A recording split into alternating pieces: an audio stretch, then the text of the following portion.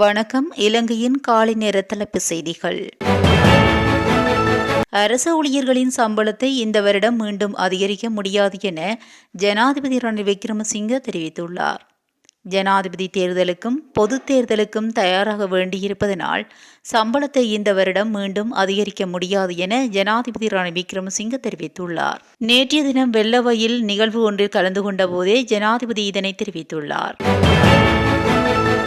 15 வயது மாணவன் ஒருவரை நிர்வாணமாக்கி தாக்கி அவரது கையடக்க தொலைபேசியை பறித்து சென்ற பிரிதொரு மாணவன் உட்பட 3 கடந்த 4ஆம் தேதி கைது செய்யப்பட்டுள்ளதாக அம்பலாங்கொடை போலீசார் தெரிவித்தனர்.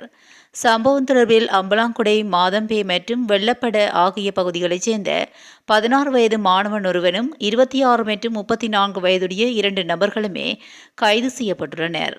பாடசாலையிலிருந்து வீடு திரும்பிய மாணவன் குளிர்பானம் வாங்குவதற்காக தனது வீட்டுக்கு அருகிலுள்ள கடையொன்றுக்கு சென்றுள்ளார்.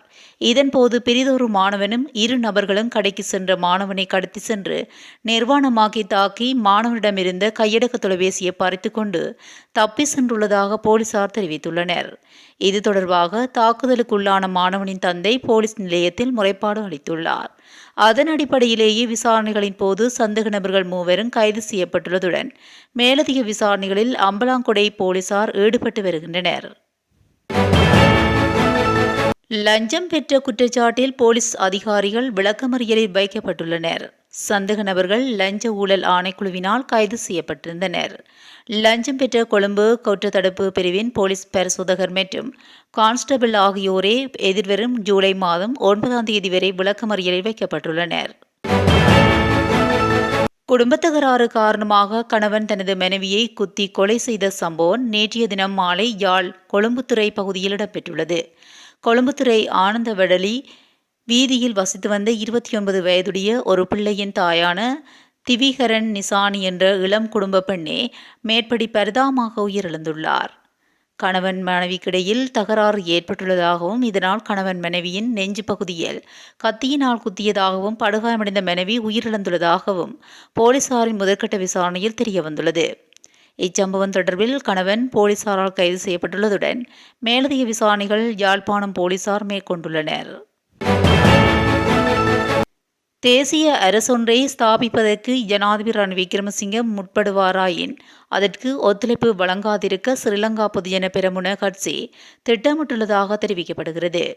தேசிய மட்டத்திலான தேர்தல்கள் நடைபெற உள்ள நிலையில் எவ்வாறானதொரு நகர்வுக்கு ஒத்துழைத்தால் அது கட்சிக்கு மேலும் பின்னடைவாக அமையக்கூடும் என்பதனாலேயே இந்த முடிவு எடுக்கப்பட்டுள்ளதாக கூறப்படுகிறது.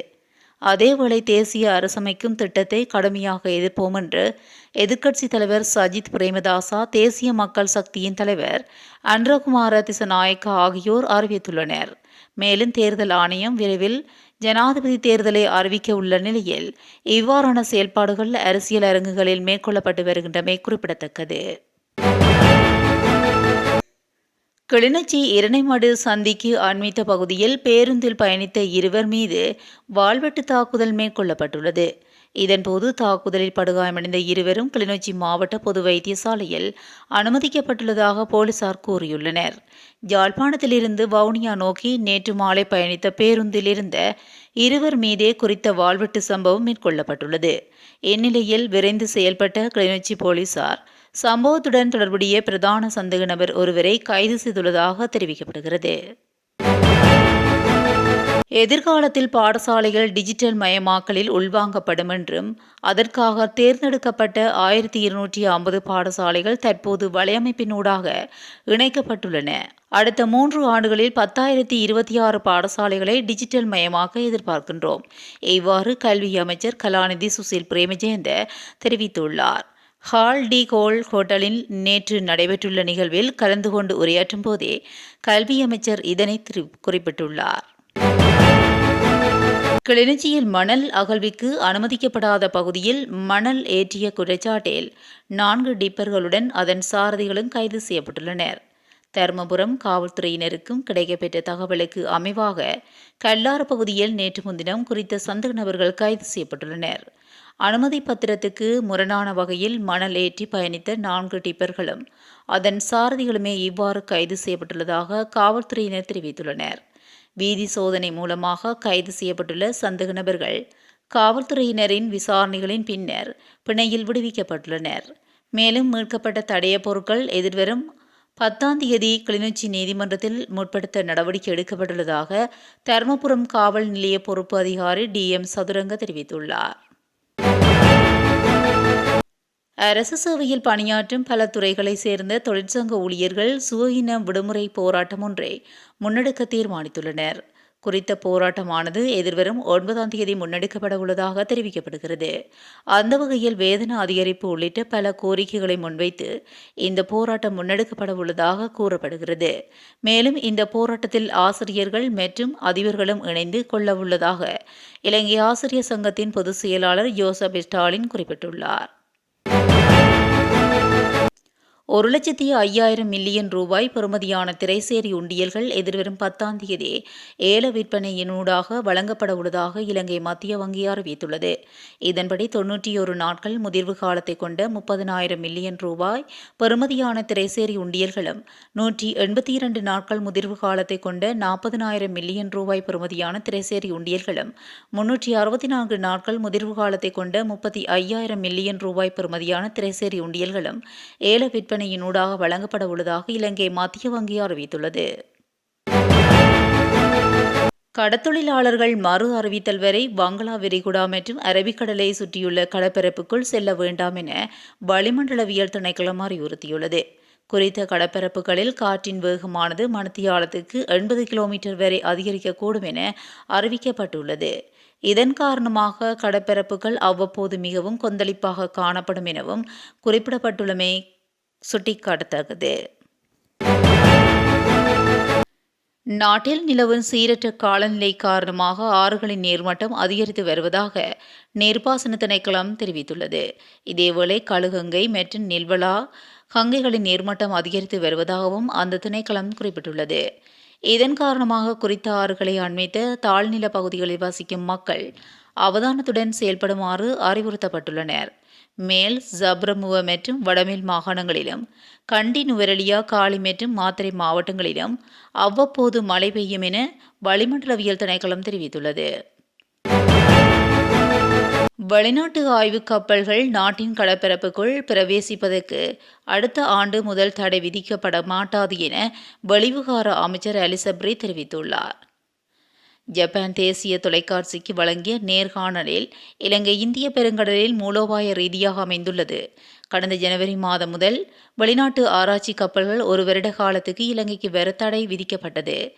இதன் காரணமாக 2022 சீன ஆய்வு கப்பல் இலங்கைக்கு வருவது குறித்து இந்தியா எதிர்ப்பு வெளியிட்டது. எவ்வாறாயினும் ஏனைய நாடுகளுக்கிடையிலான முரண்பாடுகளை இலங்கைக்கு பதிலாக மாற்றக்கூடாது என வெளிவிவகார அமைச்சர் அலிசப்ரி தெரிவித்துள்ளார். இலங்கையில் பயன்படுத்தப்படாத கடல் வளங்கள் இருப்பதாகவும் அவற்றை ஆய்வு செய்வது அவசியமானது என்றும் தெரிவித்த அமைச்சர் அது வெளிப்படைத்தன்மையுடன் மேற்கொள்ளப்பட வேண்டும் என்று கூறியுள்ளார். இணைய குற்றங்களில் ஈடுபட்ட குற்றச்சாட்டில் ஐக்கிய அரபு ராச்சியத்தில் இருந்து நாடு கடத்தப்பட்ட 11 இலங்கையர்கள் நாடு திரும்பியுள்ளனர். அவர்கள் நேற்று காலை நாட்டை வந்தடைந்ததாக இலங்கை வெளிநாட்டு வேலைவாய்ப்பு பணியகம் தெரிவித்துள்ளது. ஐக்கிய அரபு அமீரகத்தில் சைபர் குற்றங்களில் ஈடுபட்ட நூற்றுக்கணக்கான தெற்காசியர்கள் மற்றும் ஆப்பிரிக்கர்கள் ஐக்கிய அரபு எமிரேட் காவல்துறையினால் கைது செய்யப்பட்டுள்ளனர். அதன்படி அந்நாட்டு இலங்கை தூதரகம் நடத்திய விசாரணைகளின் போது இணையவழி மோசடி மற்றும் விபச்சாரத்தில் ஈடுபட்டது உள்ளிட்ட பல்வேறு குற்றச்சாட்டுகளின் கீழ் 37 இலங்கையர்களும் காவல்துறையினர் கைது செய்யப்பட்டதாக தெரிவிக்கப்பட்டுள்ளது. காவல்துறை விசாரணைகள் நிறைவடைந்ததன் பின்னர் ஏனைய இலங்கையர்களும் 2 வாரங்களுக்குள் இலங்கைக்கு நாடு கடத்தப்படுவார்கள் என தூதரகம் மேலும் தெரிவித்துள்ளது. இந்த குழுவினர் இலங்கைக்கு வந்ததன் பின்னர் மேலதிக விசாரணைகளை இலங்கை வெளிநாட்டு வேலைவாய்ப்பு பணியகம் மேற்கொள்ள உள்ளமை குறிப்பிடத்தக்கது. போரா ஆன்மீக மாநாட்டை முன்னிட்டு கொழும்பில் விசேட போக்குவரத்து திட்டம் அமல்படுத்தப்பட உள்ளதாக காவல்துறை ஊடக பேச்சாளர் சிரேஷ்ட பிரதி காவல்துறை மாதிபர் நெகால் தல்துவ தெரிவித்துள்ளார். போரா ஆன்மீக மாநாடு இன்று முதல் 16ஆம் தேதி வரை பம்பலப்பட்டி போரா பள்ளிவாசல் மற்றும் இலங்கை கண்காட்சி மாநாடு மண்டபத்தில் நடைபெறவுள்ளது. இந்த மாநாட்டுக்காக இந்தியா உள்ளிட்ட பல நாடுகளிலிருந்தும் சுமார் 15,000 போரா சமூகத்தினர் நாட்டுக்கு வரவுள்ளனர். இந்த நிலையில் இன்று முதல் 16ஆம் தேதி வரை காலி வீதி, கொழும்பு கோட்டை மற்றும் பம்பலப்பட்டி மரைன் டிரைவிற்குள் பிரவேசிக்க பல வீதிகள் சில மணி நேரங்கள் மூடப்பட உள்ளன. அத்துடன் மாநாடு நடைபெறும் சுற்று வட்டார பகுதிகளில் போக்குவரத்து கட்டுப்பாடுகள் விதிக்கப்படும் எனவும் காவல்துறை ஊடக பேச்சாளர் தெரிவித்துள்ளார். இத்துடன் காலை நேர தலைப்பு செய்திகள் நிறைவடைகின்றன. தொடர்ந்தும் செய்திகளோடு இணைந்திருக்க தமிழொலி ஊடகத்துடன் இணைந்திருங்கள். நன்றி, வணக்கம்.